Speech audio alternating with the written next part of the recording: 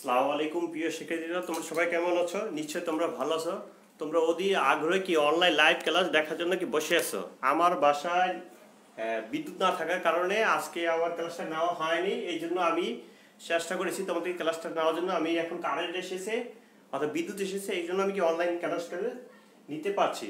আমি দুঃখিত এই জন্যই, কারণ পরিবেশের কারণে কি অনলাইন ক্লাসটা কি সময় মতো নেওয়া হয়নি। বিদ্যুতের বিভ্রান্তির কারণে, অথবা বিদ্যুৎ ছিল না 1 ঘন্টার উপরে। এই জন্য প্রিয় শিক্ষার্থীরা, চলো আজকে তোমাদের আমি ব্যবসা উদ্যোগের ক্লাস নিব। আজকে পার্ট হচ্ছে আমাদের ব্যবসা পরিকল্পনা অর্থাৎ বিজনেস প্ল্যানিং।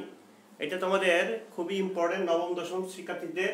অর্থাৎ যে কোনো একটা ব্যবসা পরিকল্পনা কি বিজনেস পরিকল্পনা করবা, অর্থাৎ ব্যবসা পরিকল্পনা হচ্ছে এমন একটি প্রক্রিয়া, যে প্রক্রিয়া কি অর্থাৎ তোমার আগের থেকে তোমার প্ল্যানিং নিতে হয়। প্ল্যানিং না নিলে যে কোনো কি ব্যবসা তুমি সাফল্য অর্জন করতে পারো না। যেমন একজন তোমার পাঠ্য বই আছে উড়োজাহাজ অথবা কি তোমার শিপমেন্টের যে তোমাদের থাকে অর্থাৎ যে চালায় অর্থাৎ তোমার সারেং, তাদের একটা মূল লক্ষ্য থাকে কি গন্তব্যের দিকে পৌঁছানো।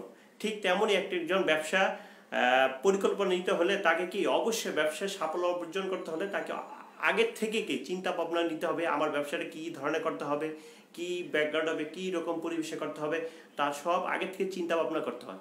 এই জন্য পরিকল্পনাকে ব্যবসায় একটি মূল অর্থাৎ নীল নকশা, এই নকশার মাধ্যমে একজন ব্যবসায়ী সাফল্য অর্জন করতে পারে তার প্ল্যানিং পরিকল্পনার মাধ্যমে। আজকে তোমাদের শিখন ফল হয়েছে কি ব্যবসা পরিকল্পনার ধারণা গুরুত্ব ব্যাখ্যা করতে পারবে, আর আরেকটা হয়েছে কি ব্যবসা পরিকল্পনা প্রণয়নের প্রক্রিয়া ব্যাখ্যা করতে পারবে। এখন খেয়াল করো, ব্যবসা পরিকল্পনার ধারণা ও গুরুত্ব ব্যাখ্যা অর্থাৎ কনসেপ্ট। অর্থাৎ তুমি একটা ব্যবসা কি নিবা সেটা তোমার আগে থেকে কি ধারণা নিতে হবে। এই জন্য কি ধারণা নিলে কি তুমি ব্যবসাটা তুমি সাফল্য অর্জন করতে পারবা। তোমাদের পাঠ্য বইয়ে একটা গল্পের মাধ্যমে কিছু কি সামনে একটু বলানো হয়েছে, দেখো। অর্থাৎ ব্যবসায়ের ভবিষ্যৎ কার্যক্রমের প্রতিচ্ছবি হচ্ছে কি আমাদের কি ব্যবসায় পরিকল্পনা। এটি একটি লিখিত দলিল, অর্থাৎ তোমার প্রকল্পে যে ব্যবসা পরিকল্পনা নিবা সেটা তোমার আগে অবশ্যই কি লিখিত দলিল আকারে হতে হবে, যার মধ্যে ব্যবসার লক্ষ্য, তুমি যে লক্ষ্যে পৌঁছবা, প্রকৃতি নেচার, এরপর কি ব্যবস্থাপনার দ্বারা অর্থাৎ ম্যানেজমেন্টের স্টেপগুলো কি কি থাকবে। আমরা এরপর আমি কি আলোচনা করব। ম্যানেজমেন্টের একটা ধারণা তোমাদের আছে ব্যবসায় ম্যানেজমেন্ট সম্বন্ধে, সেটাও সময় কি আলোচনা করা হবে। অর্থনের উপায় অর্থাৎ আমার অর্থটা কোথায় থেকে উপায় হয়ে আসবে, সেটা বর্তমান অবস্থা অর্থাৎ প্রেজেন্ট ভ্যালু অর্থাৎ ভবিষ্যৎ উন্নয়ন অর্থাৎ ভবিষ্যৎ ফিউচার আমার কীভাবে ডেভেলপমেন্ট করবে সেটা সম্পূর্ণ চিত্র তুলে ধরা হয় কিসের মাধ্যমে, আমাদের ব্যবসা পরিকল্পনা ধারণা কনসেপ্টের মাধ্যমে। কোন ব্যবসা কোন দিকে আমাদের অগ্রসর হবে অর্থাৎ অগ্রসর করতে হবে, কিভাবে ব্যবসায় সাফল্য অর্জন করতে হবে অর্থাৎ কোন দিকে আমি অগ্রসর হব, কিভাবে আমার সাফল্য হবে সে অর্জন করা সুনির্দিষ্ট দিক নির্দেশনা কি ব্যবসা পরিকল্পনা থেকে আমরা পেয়ে থাকি। অর্থাৎ কোথা থেকে আমরা পেয়ে থাকি, ব্যবসা পরিকল্পনা থেকে। অর্থাৎ আমার ব্যবসাটা কোন দিকে অগ্রসর হবে, আবার কীভাবে ব্যবসায় সাফল্য লাভ করব সেটা একমাত্র ব্যবসায় দিক নির্দেশনের চিত্রের মাধ্যমে কি উল্লেখ করা থাকে। যেমন ধরো তোমার জাহাজ ও উড়োজাহাজ, কিছুক্ষণ আগে আমি একটু বলেছিলাম জাহাজ উড়োজাহাজ। জাহাজে কি যে একটা কন্ট্রোলের নাবিক থাকে, ক্যাপ্টেন থাকে, সেই ক্যাপ্টেন কি করে তার গন্তব্যে পৌঁছে নেয়। ঠিক উড়োজাহাজের ভিতরে কি থাকে, যে পাইলট যে কি থাকে চালকদের পথ চলা দিক নির্দেশনা গন্তব্যের দিকে পৌঁছে দেয়। ঠিক তেমনই একজন ব্যবসা পরিকল্পনা আর্থিক তার কাঙ্ক্ষিত লক্ষ্য পৌঁছতে সাহায্য করে কিসের মাধ্যমে, ব্যবসা পরিকল্পনা প্ল্যানিং কনসেপ্টের মাধ্যমে। নতুন ব্যবসা শুরু করা অথবা বর্তমান ব্যবসার সম্প্রসারণ অথবা তোমার ব্যবসা বর্তমান সম্প্রসারণ কি ধরনের আছে সেটা ব্যবসা পরিকল্পনার কি কাছ থেকে আমরা পেয়ে থাকি অথবা প্রয়োজন কত খুবই গুরুত্বপূর্ণ সে জায়গা থেকে। অর্থাৎ ব্যবসা পরিকল্পনাকে ভ্রমণকারীর সাথে সম্পর্ক করছে দেখো রোড ম্যাপ। অর্থাৎ একজন গাড়ি চালক যে কন্ট্রোলার, ঠিক আছে, ড্রাইভার, সে কি করে গাড়ি ম্যাপ অর্থাৎ তোমার রোড ম্যাপ, এখন পুরো ডিজিটাল যুগ, সে কীভাবে করতে পারে আর ডিজিটাল মাধ্যমে সেটা কি করে আমাদের রোড ম্যাপে সব কিছু কি জেনে দিতে পারে, তুমি কোথায় পৌঁছতে হবে কিছু লাগে না। অর্থাৎ কোনো ঠিকানা শুধু বললে হবে, রোড ম্যাপে সে কি সেই রকম চলে যাবে। অর্থাৎ তোমার পুরা সার্চের মাধ্যমে আমরা মোবাইল যেমন সার্চ দেই গুগল ম্যাপের মাধ্যমে, ঠিক তেমনই কি গাড়ি এমন গুগল ম্যাপের মতো সিস্টেম আছে, সেই মাধ্যমে কি তারা গন্তব্যে পৌঁছায় দেয়। দেখো কীভাবে করে ভ্রমণকারী রোড ম্যাপ, একজন দালান নির্মাতার নীল নকশা। একজন ধরো একটা বিল্ডিং আমরা নির্মাণ করব, সেটা কি নীল নকশা আগের থেকে তৈরি করা থাকে, কিভাবে দালানটা সুন্দরভাবে পরিকল্পনার মাধ্যমে সেটা সুন্দরভাবে একটি ডিস্ট্রিবিউশন করে দেওয়া হবে, অর্থাৎ যারা বাড়িঘরে যারা থাকবে, ঠিক আছে, তাদের বাড়িঘরটা কিভাবে হবে, কোথায় বাথরুম হবে, কোথায় ড্রয়িং হবে, কোথায় তোমার কি বেডরুম হবে, কোথায় তোমার কি অন্যান্য রুমগুলো হবে, ঠিক আছে, সেগুলো আগে থেকে দিক নির্দেশনা থাকে। কোথায় আমার বারান্দা হবে, ঠিক আছে, দক্ষিণ দিক না উত্তর দিক না পশ্চিম দিক, সেটা আগের থেকেই সে নকশা হিসেবে নির্মাতার কাছে কি তুলে দেয়, অর্থাৎ কন্ট্রাক্টর কাছে দেওয়া হয় যে ইঞ্জিনিয়ার, সেই হিসেবে কি তারা বিল্ডিং নির্মাতা করে থাকে। অর্থাৎ এই জন্য বলা হয় যে কোনো একটা ব্যবসা তুমি তৈরি করবা, সেটা নীল নকশা তোমার আগে থেকে তৈরি করা হয়, তাহলে তুমি ব্যবসায় সাফল্য লাভ করতে পারবে। তাহলে আমার এখন জানা হলো কি ব্যবসা পরিকল্পনার ধারণা নিয়ে তুমি কি কনসেপ্ট সম্বন্ধে বলা হলো। এবার দেখো গুরুত্ব। প্রিয় শিক্ষার্থীরা, প্রিয় ছোট সোনামণিরা, তোমরা একটু দেখো, প্রিয় শিক্ষার্থীরা অর্থাৎ শিক্ষার্থী বন্ধুরা, তোমরা একটু দেখো, আমি এটা একটু মুছে দিই, এখন আমার এটা দরকার নেই। এইটা তোমরা আমাদের কি খিলগাঁও উচ্চ করে ফেসবুক লিঙ্কের ভিতরে কি লিঙ্কের ভিতরে দেওয়া আছে কোন টিচারদের কোন ক্লাস হয়, অর্থাৎ আমরা যখন ক্লাস নিই তখন কি আমরা সূচি সম্পূর্ণ শিরোনাম বিষয় দিয়ে দিই।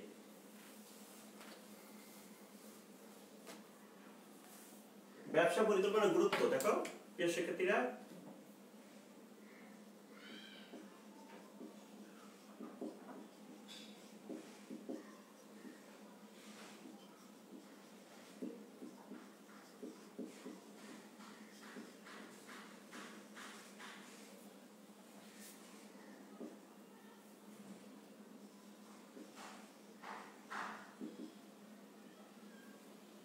ব্যবসা পরিচালনার দিক নির্দেশনা। ব্যবসা পরিচালনার দিক নির্দেশনা।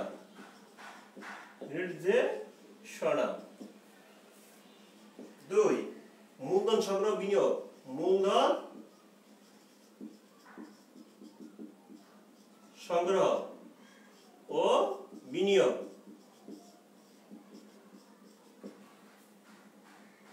3 সরকারি সুযোগ সুবিধা। দেখো সরকারি সুযোগ সুবিধা সদ্ব্যবহার, অর্থাৎ গভর্নমেন্টের যে সুযোগ সুবিধা থাকবে, অর্থাৎ অ্যাডভান্টেজগুলো থাকবে, আমাদের সুযোগ সুবিধা সদ্য ব্যবহার করতে হবে। সরকারি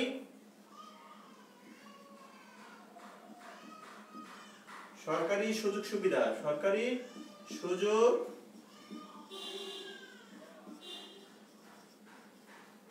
সুবিধার সদ্ব্যবহার।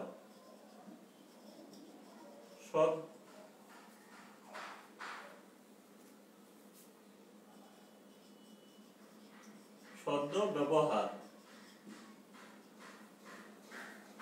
4 নম্বর হচ্ছে কি আমাদের সিদ্ধান্ত গ্রহণের সহায়তা। সিদ্ধান্ত ডিসিশন নেওয়ার সহায়তা। সিদ্ধান্ত গ্রহণে সহায়তা। প্রিয় শিক্ষার্থীরা একটু তাকাও, আমরা একটু লক্ষ্য করলে বুঝতে পারবো। এখন খেয়াল করো, কিন্তু বোঝা যাচ্ছে নাকি, তোমাদের কোনো সমস্যা হচ্ছে নাকি না? প্রিয় শিক্ষার্থীরা, এখন ব্যবসা পরিকল্পনার গুরুত্ব বৃদ্ধি কি হয়েছে? প্রথম ধাপ হয়েছে আমাদের ব্যবসা পরিচালনার দিক নির্দেশনা। ব্যবসা পরিচালনার দিক নির্দেশনা। এখন কি দিক নির্দেশনা দিবা? দেখো ব্যবসা পরিকল্পনা, ব্যবসার লক্ষ্য অর্জন কখন, কি কাজ, অর্থাৎ কখন কি কাজ, কিভাবে, কত সময়ের মধ্যে আমাদের সম্পূর্ণ, কখন কি কাজ, এরপরে সে কিভাবে কাজ করব, সেটা ব্যবসা পরিচালনা আমাদের দিক নির্দেশনার কি সেটা উল্লেখ করতে হবে। অর্থাৎ গুরুত্ব খুবই গুরুত্বপূর্ণ, অর্থাৎ সম্পূর্ণ করা হবে সে বিষয়ে দিক নির্দেশনা দিয়ে থাকে। অর্থাৎ কিসের ভিত্তিতে দেওয়া থাকে? অর্থাৎ একটা ব্যবসা পরিকল্পনার ভিতরে দেওয়া থাকে। ফলে একজন ব্যবসায়ী বা উদ্যোক্তার কাছে কি এটি দিক নির্দেশনা দলিল হিসেবে কি কাজ করে থাকে। কোনটি দলিল হিসেবে কাজ করে থাকে? ব্যবসা পরিচালনার দিক নির্দেশনা একজন ব্যবসায়ী বা উদ্যোক্তাকে কি সেটা আমাদের দিক নির্দেশনা হিসেবে কাজ করে থাকে। তারপর দেখো মূলধন সংগ্রহ পরিবেশ, অর্থাৎ capital collection and investment. Capital collection and investment কীভাবে করবে? দেখো কোন ব্যবসায় যখন অধিক মূলধন প্রয়োজন হবে, অর্থাৎ আমি কোন ব্যবসা করব সেটা আমার কি পরিমাণ মূলধন প্রয়োজন হবে, অধিক প্রয়োজন দেখা দিবে, তা উদ্যোক্তার পক্ষে নিজস্ব তহবিল, তার নিজস্ব তহবিল হতে পারে, যেমন ধরো তার নিজে থেকে নিতে পারে বা বন্ধু বান্ধব আত্মীয় স্বজন থেকে নিতে পারে। তারপর এই মূলধন জোগাড় করা সম্ভব হয় না সবার কাছ থেকে, তোমার মূলধন হচ্ছে কম, তুমি বন্ধু বান্ধব আত্মীয় স্বজন থেকে কম পাবা। এটা তুমি কোথা থেকে পাবা? একমাত্র ব্যাংক বা বিভিন্ন আর্থিক প্রতিষ্ঠান থেকে পাবা। তখন তাকে কি কোথা থেকে নিতে হয়? ব্যাংক ঋণ বা অন্য অন্য বাহ্যিক উৎস, অর্থাৎ বাইরে থেকে যেটা আমার এক্সটার্নাল উৎস থাকে অর্থাৎ সোর্স থাকে, সেই সোর্স থেকে মূলধন সংগ্রহ করা হয় করতে হয়। অর্থাৎ তোমার নিজের একার মূলধন এবং তোমার আত্মীয় স্বজন বা তোমার বন্ধু বান্ধব বা তোমার মা বাবার কাছ থেকে তুমি কি সম্পূর্ণ মূলধন পাবা না, খুব কম পাবা। সেইটা দিয়ে তোমার কি বিজনেস হবে না, অর্থাৎ হবে ছোটোখাটো বিজনেস হবে, কিন্তু তুমি যদি একটা প্রজেক্ট নিতে চাও তাহলে তোমার মাঝারি ও বৃহৎ আকারে নিতে হলে অবশ্যই তোমাকে ব্যাংক থেকে এবং বিভিন্ন বাহ্যিক উৎস থেকে তোমাকে অবশ্যই কি ঋণ নিতে হবে প্রিয় শিক্ষার্থীরা। তাহলে একটু দেখো এখন তারপর কি বলছে দেখো, এই ক্ষেত্রে ঋণদাতা অর্থাৎ ঋণদাতাকে যে তোমাকে ঋণ দিবে, তো ঋণ গ্রহীতা মানে আমি ঋণ নিব, আর ঋণদাতা মানে যেসব ব্যাংক প্রতিষ্ঠান বা বাহ্যিক উৎস সময় ঋণদাতা বোঝানো হয়েছে। বিনিয়োগকারী মূলধন অর্থাৎ ইনভেস্টমেন্টের মূলধন সরবরাহ করার পূর্বে অর্থাৎ সাপ্লাই করার পূর্বে সংশ্লিষ্ট ব্যবসা পরিকল্পনাটি বিশ্লেষণ করে আমাদের সিদ্ধান্ত গ্রহণ করা। অর্থাৎ ঋণদাতা বিনিয়োগকারীর মূলধন আমাদের সরবরাহ করার পূর্বে অবশ্যই কি সংশ্লিষ্ট ব্যবসায় পরিকল্পনাকে বিশ্লেষণ করে অর্থাৎ অ্যানালাইসিস করে তারপর তোমাকে ডিসিশন গ্রহণ করে। এরপর সরকারি সুযোগ সুবিধা সাধ্য পাওয়া, ক্ষুদ্র মাঝারি, কিছুক্ষণ আগে বলছিলাম ক্ষুদ্র স্মল অ্যান্ড কি তোমার মিডিয়াম যেটা ব্যবসা থাকে সেগুলো আমাদের কি সরকারের নিকট থেকে আমরা অনেক সুযোগ সুবিধা পেয়ে থাকি। অর্থাৎ ক্ষুদ্র মাঝারি ব্যবসায়ীরা কি সরকারের নিকট থেকে অনেক সুযোগ সুবিধা পেয়ে থাকে। ব্যবসা পরিকল্পনা ওই সকল সুযোগ সুবিধা কি তারা এইসব সেক্টর থেকে পেয়ে থাকে, কাউন্ট থেকে পেয়ে থাকে, অর্থাৎ সরকারের কাছ থেকে পেয়ে থাকে। এছাড়া অন্যান্য বাহ্যিক উৎস থেকেও কি সুবিধা পেয়ে থাকে। কিন্তু আমার মূল লক্ষ্য এই কোনো বলেছে সরকারের সুযোগ সুবিধা সহায়তা, অর্থাৎ সরকার এই জায়গায় এগিয়ে আসে। অর্থাৎ আমাদের দেশে মাঝারি ও বৃহৎ ব্যবসায়ীর জন্য কি সরকার অনেক সময় কি সুযোগ সুবিধা সাধ্য পাবার আমাদের কি এগিয়ে আসে, অর্থাৎ তাদেরকে সাহায্য করানোর জন্য কি বিভিন্ন কি বাজেটে উল্লেখ করে থাকে। এবার খেয়াল করো সিদ্ধান্ত গ্রহণের সহায়তা অর্থাৎ ডিসিশনের সহায়তা দেয়। একজন ব্যবসায়ী প্রতিযোগিতা সম্পর্কে ধারণা করা অর্থাৎ কনসেপ্ট করা, আগামী দিনে অর্থাৎ ভবিষ্যতে তার ব্যবসা কোন দিকে সম্প্রসারণ করা উচিত, অর্থাৎ একজন ব্যবসায়ী বা উদ্যোক্তার ভবিষ্যতের দিকে কোন দিকে সম্প্রসারণ করা উচিত, সেই সম্পর্কে অধিক লাভজনক হবে কিনা, সে ভবিষ্যৎ সম্পর্কে উদ্ভাবন করা উচিত, সেই সম্পর্কে ব্যবসা পরিকল্পনা সহায়তা ডিসিশন তাকে নিতে হয়।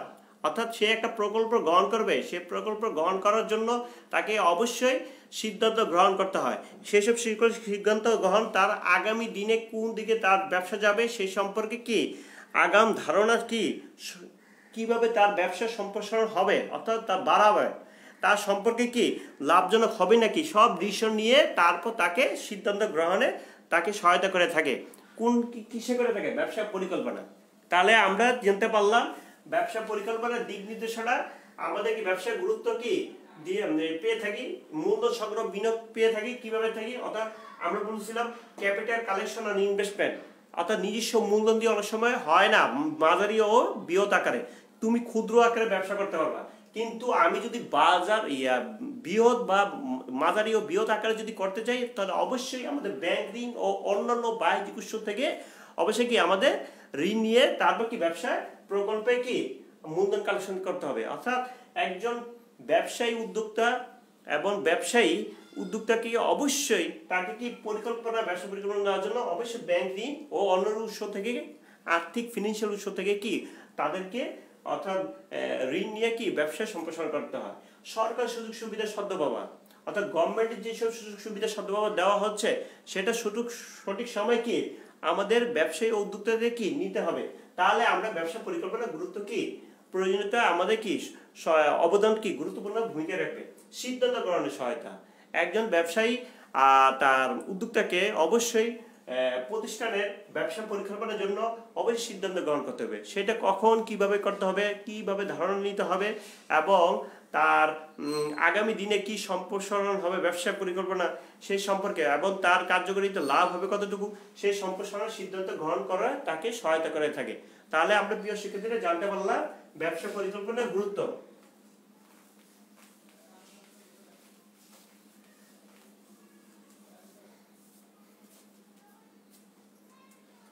তারপর আমরা প্রিয় শিক্ষার্থীরা একটু খেয়াল করো,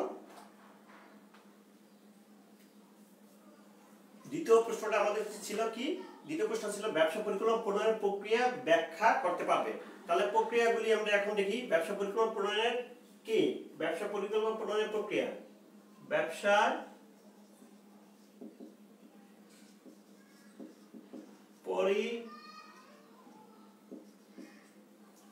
পরিকল্পনা প্রণয়নের প্রক্রিয়া।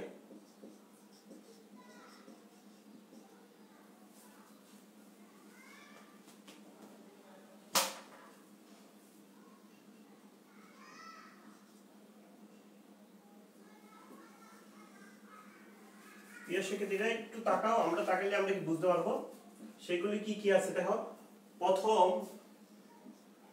প্রকল্প ধারণা চিহ্নিতকরণ। প্রকল্প ধারণা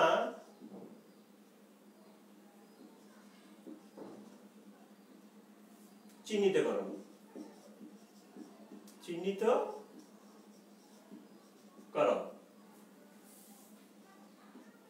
2, এবারে কি, এবার ধারণা মূল্যায়ন ও প্রকল্প নির্বাচন। ধারণা মূল্যায়ন,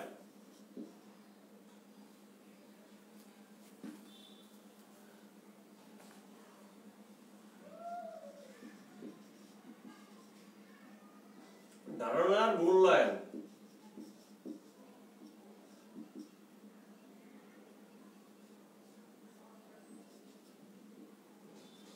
ও প্রকল্প নির্বাচন।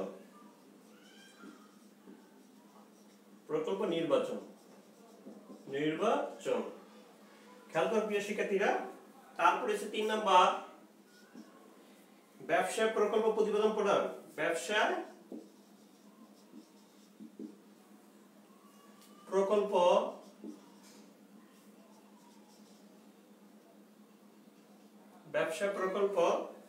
আমাদের প্রতিবেদন প্রদান। প্রতিবেদন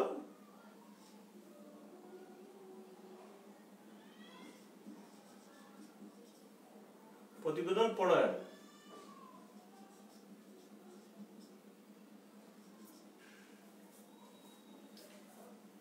এখন আমাকে অবশ্যই কি ব্যবসা পরিকল্পনা প্রণয়নের জন্য চিহ্নিতকরণ কি কি নিতে হবে। দেখো প্রিয় শিক্ষার্থীরা, একজন সম্ভাব্য ব্যবসায়ী উদ্যোক্তাকে অবশ্যই কি প্রকল্প চিহ্নিতকরণ প্রক্রিয়া সূত্রপাত হয় তার প্রকল্প ধারণা, তার অনুভব করার সময় থেকে। অর্থাৎ একজন উদ্যোক্তা ব্যবসায়ী তার প্রকল্প ধারণার উদ্ভব থেকে কি, অর্থাৎ প্রকল্প ধারণা চিহ্নিতকরণ কি অর্থাৎ সূত্রপাত হয়।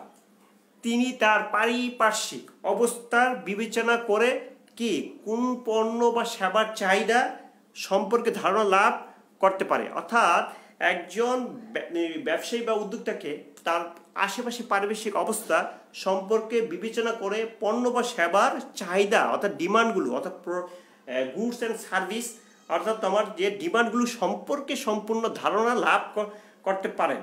কিসের মাধ্যমে? প্রকল্প ধারণা চিহ্নিতকরণ থেকে। তারপর কি করে দেখো, এই চাহিদার উপর তার ডিমান্ডের উপর প্রকল্প নির্বাচন নির্ভর করে। অর্থাৎ প্রকল্প নির্বাচন নির্ভর করে কিসের উপরে? আমাদের চাহিদার উপর নির্ভর করে। এই চাহিদার উপর, কোন চাহিদার উপর? অর্থাৎ প্রকল্পের ধারণা চিহ্নিতকরণের উপর। দেখো কি হয় সাধারণত, অর্থাৎ যারা সাধারণত কি করে পণ্য বা সেবা আমাদের সামগ্রিক চাহিদা প্রকল্প ধারণা জন্ম দেয়।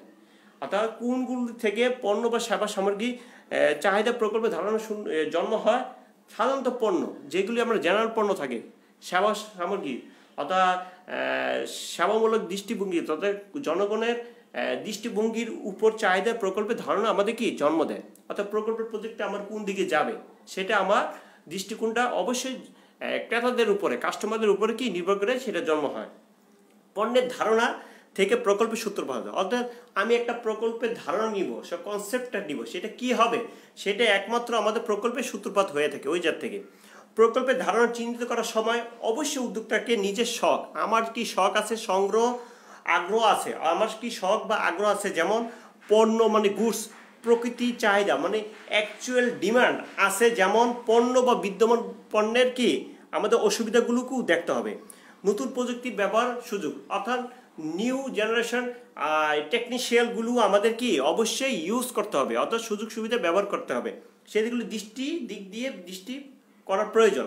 একজন প্রকল্প ধারণাকারী তাকে অবশ্যই অর্থাৎ তার ব্যবসায় কোন দিকে সম্প্রসারণ হবে তা একমাত্র নির্ভর হয়ে থাকে উদ্যোক্তা নিজের শখ বা আগ্রহ আছে এমন কিছু পণ্য বা প্রকৃতির চাহিদা কি হবে, যেমন পণ্য বা সেবা বিদ্যমান কি বিদ্যমান পণ্যের অসুবিধাগুলো কি আছে তা চিহ্নিত করে তারপর সে নতুন প্রযুক্তি ব্যবহার কি সুযোগ সুবিধা পাবে তা কি আগের থেকে দৃষ্টি রাখা তার অবশ্যই কি প্রয়োজন, তথা মাথায় সবসময় রাখতে হবে। অর্থাৎ নতুন পণ্যের জেনারেশন কি আমাদের কাস্টমারের কি আগ্রহী।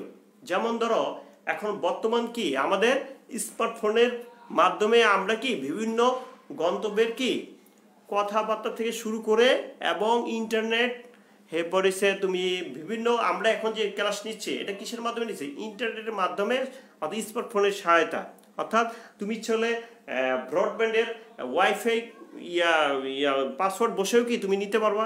এছাড়া তুমি কি ডাইরেক্টও কি অর্থাৎ আমাদের বিভিন্ন সেবামূলক প্রতিষ্ঠানগুলো আছে যেমন কি গ্রামীণ ফোন, বাংলালিংক, রবি, এয়ারটেল, এসব কি নেটের মাধ্যমে আমরা কি বিভিন্ন সময় কি আমরা কারো পরিচিত আত্মীয় স্বজন থেকে শুরু করে বন্ধুবান্ধব এবং শিক্ষকদের সাথে কি মেসেঞ্জার এবং কি আমরা কি আমাদের ইমোর এছাড়া কি হোয়াটসঅ্যাপের মাধ্যমে কি আমরা কথাবার্তা বলতে, এছাড়াও কি আমরা ভাইবারের মাধ্যমে কি কথাবার্তা বলতে পারি।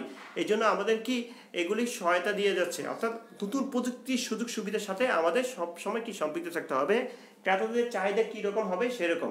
যেমন ধরো একজন মাঝারি ও বৃহৎ ব্যবসায়ী কি করবে, তার মোবাইল সেক্টরটার দিয়ে সে চিন্তা ভাবনা করবে তার জনগণ কি রকম প্রোডাক্ট চাচ্ছে সেই রকম প্রোডাক্ট কি তার বাজারে আনতে হয়। তারপর কি বিভিন্ন তাদের সেবাগুলো কি তাদের উপরে কি বিদ্যমান করে তাদের কি পৌঁছে দেওয়া। এইটা হচ্ছে কি একজন উদ্যোক্তা ও ব্যবসায়ী কি সবসময় লক্ষ্য থাকে তাদের। অর্থাৎ খুব অল্প সময়ের ভিতরে তাদেরকে বা তাদের এই সময়ের ভিতরে এবং পারিশ্রমিক অনুসারে অর্থাৎ টাকার পরিমাণটা যেন ওই পরিমাণ অনুযায়ী তাদেরকে কি সুবিধা দেওয়া যায় সেটাই সবসময় কি ব্যবসায়ী ধারণার প্রজেক্টে কি তা চিন্তা ভাবনা করে আগে। অর্থাৎ এছাড়া তোমরা দেখবা নিউ জেনারেশনের বিভিন্ন প্রযুক্তি ব্যবহার, যেমন আমরা আগে গ্রাম অঞ্চলে কি কৃষি আবাদ করতাম কিসের মাধ্যমে, অর্থাৎ লাঙ্গল বিভিন্ন ইয়ার মধ্যে। এখন বিভিন্ন প্রযুক্তির আসার ফলে অর্থাৎ উন্নয়ন হওয়ার বিভিন্ন দেশে দেখা বা তাদের প্রযুক্তির মাধ্যমে খুব অল্প সময়ের ভিতরে কি তারা ফসল উৎপাদন করে নিচ্ছে এবং সময়ের মতো তার কি ফসল কেটে নিয়ে সেটা কি গুদামজাতকরণের মাধ্যমে ওয়াইল্ড হাউসের মাধ্যমে কি সংরক্ষণ করে রাখছে। অর্থাৎ প্রযুক্তির আসার কারণে তারা কি উৎপাদন ক্ষেতের ফসলটা কি উৎপাদন দ্বিগুণ হারে বাড়াতে পারছে। তারা কি টেকনিশিয়ান ভাবে একজন গবেষণা কি করছে তাই সে অনুসারে কি পণ্যটা কি তাদের কি প্রোডাক্টটা প্রকৃতির যে পরিমাণ প্রোডাক্ট আছে সেটা কি উৎপাদন কিভাবে বাড়ানো যায় সেই হিসেবে তাদের গবেষণা রিসার্চ করছে। আগে আমাদের কি দেশে কি 2 ফসল মাত্র করা যেত, এখন আমরা কি সারা বছরে কি ফসল অর্থাৎ ধান উৎপাদন করতে পারি। অর্থাৎ প্রযুক্তির সুযোগ সুবিধা কি মাধ্যমে সহায়তার মাধ্যমে। অর্থাৎ গবেষণা কৃষি গবেষণা ইনস্টিটিউট এখন কি চাচ্ছে তাদের প্রত্যেক বছরে কি কিভাবে ফসল উৎপাদন করা যায় সেই জন্য তারা গবেষণা আপ্যায়ন করে চেষ্টা করেছে। এই জন্য উদ্যোক্তা ব্যবসায়ীদের কি সেটা সহায়তা হিসেবে পৌঁছে দিচ্ছে। এখন তো নতুন প্রকল্পের ধারণা উৎসগুলো আমাদের নিজের কল্পনা, আমার নিজের কল্পনা ও বিভিন্ন সরকারি ও বেসরকারি প্রকাশনা অর্থাৎ গভর্নমেন্ট নন গভর্নমেন্ট প্রকাশনাগুলি অর্থনৈতিক ও শিল্প জরিপ প্রতিবেদন মানে ইকোনমিক্স ও ইন্ডাস্ট্রি আমাদের জরিপ যে রিপোর্টগুলো আছে সেই গবেষণা প্রতিবেদনগুলো ইত্যাদিকেই প্রকল্পের ধারণা চিহ্নিত পেয়ে থাকে। অর্থাৎ আমার নিজের কল্পনা থাকবে সরকারি বেসরকারি প্রকাশনা অর্থনৈতিক ও শিল্প জরিপ আমাদের কি রিপোর্ট গবেষণামূলক কি প্রতিবেদনের মাধ্যমে সেটা কি পরবর্তী ধারণা চিহ্নিতকরণ করা হয়।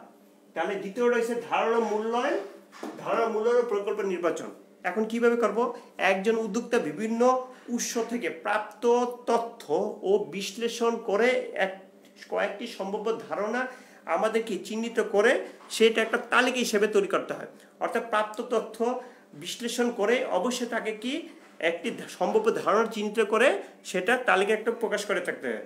তারপর কি করে এই তালিকাবদ্ধ ধারণাগুলো বিভিন্ন সিস্টেমের মাধ্যমে সেটা মূল্যায়নের মাধ্যমে ব্যবসায় অর্থাৎ মূল্যায়নের কি মাধ্যমে অর্থাৎ ধারণা মূল্যায়ন কনসেপ্ট ইভ্যালুয়েশন প্রজেক্ট যে আমরা যেটা কি করব, নির্বাচন করব, অর্থাৎ আমি যেটা চয়েস করব সেটার উপরে কি নির্বাচন করা থাকে, অর্থাৎ ধারণা প্রকল্পের চিহ্নিতকরণ থেকে দুইটি পদ্ধতির মাধ্যমে আমরা কোন দুইটি পদ্ধতি নিতে পারি, একটা মাইক্রোস্ক্রিনিং, একটা কি ম্যাক্রোস্ক্রিনিং। মাইক্রোস্ক্রিনিং মানে ব্যাপক, আর আর সরি ম্যাক্রোস্ক্রিনিং হচ্ছে ব্যাপক, আর মাইক্রোস্ক্রিনিং মানে ক্ষুদ্র। এটা মনে রাখতে হবে। আর ম্যাক্রোস্ক্রিনিং মানে হচ্ছে আমাদের অভ্যন্তরের ভিতরে বোঝানো হচ্ছে প্রাথমিক আমাদের কি অর্থাৎ পদক্ষেপ। আর মাইক্রোস্ক্রিনিং হচ্ছে আমাদের কি যে চূড়ান্তভাবে প্রকল্প নির্বাচন করব সেটাই আমাদের কি যথাযথভাবে নিবিড়ভাবে নিরীক্ষা পরীক্ষা করে সেটা মাইক্রোস্ক্রিনিং অবদানের উপরে কি প্রয়োজন হয়ে থাকে, অর্থাৎ ওর মাইক্রোস্ক্রিনিং উপাদান থেকে আমরা সেটা গুরুত্ব হিসেবে কাজ করে থাকি। একটা প্রকল্পে সবসময় প্রাথমিক ধারণা চিহ্নিত করে নেব, তারপর সেই প্রকল্পটা কি করতে হবে, চূড়ান্তভাবে বাস্তবায়ন করতে হলে আমাদের অবশ্যই মাইক্রোস্ক্রিনিং থেকে সাহায্য নেওয়া প্রয়োজন, কারণ সেগুলি কি বিভিন্ন রকম হতে পারে, সেইগুলি নিয়ে এখন সম্বন্ধে আলোচনা করব। আর তৃতীয়টা হচ্ছে ব্যবসা প্রকল্পের প্রতিফলন প্রণয়ন, অর্থাৎ একটা বিজনেসের প্রজেক্ট রিপোর্ট প্রণয়ন করা, অর্থাৎ একটা প্রকল্পের শেষ ধাপ হয়েছে একটি সুন্দর প্রতিবেদন তৈরি করা। অর্থাৎ আমার ব্যবসায় একটা সুন্দর রিপোর্ট যদি তৈরি করতে পারি তাহলে আমার ব্যবসা প্রকল্প প্রতিবেদন প্রণয়ন করা আমার পক্ষে সম্ভব হবে। সেটা নির্বাচন প্রকল্পটি সম্ভাব্য যাচাই বাছাই করার উপর ভিত্তি করে তারপর সে চূড়ান্ত প্রতিবেদন তৈরি করতে একজন ব্যবসায়ী ও উদ্যোক্তার কি কি সহায়তা করে থাকে। তাহলে আজকে আমরা এইগুলি তিনটা জানলাম। আর আরেকটু নিয়ে একটু আলোচনা করব, সেটা হচ্ছে মাইক্রোস্ক্রিনিং উপাদানগুলি কি কি আছে। দেখো, আমাদের ধারণা মূল্যায়ন প্রকল্পের ভিতরে ভাগ